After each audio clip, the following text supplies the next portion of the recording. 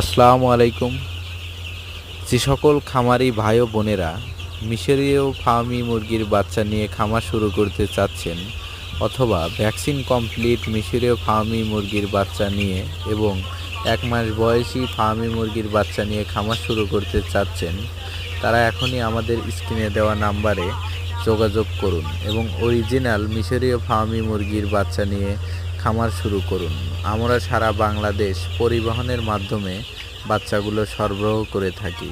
আমাদের লোকেশন সিরাজগঞ্জ, উল্লাপাড়া। ধন্যবাদ।